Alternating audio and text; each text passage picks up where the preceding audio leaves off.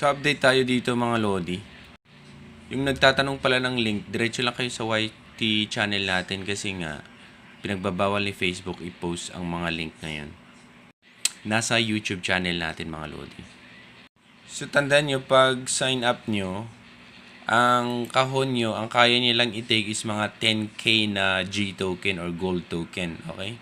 So, pag nakaya nyo na, naipon nyo na yung 16k, pwede na kayong mag-mint. Ang unahin nyong i-mint itong kahon nyo para madagdagan yung paglalagyan nyo ng gold. Kasi nga, within 24 hours, ang kaya nilang i-take ngayon is nasa 10k. Sa akin, nasa 16k na kasi nag-mint na ako.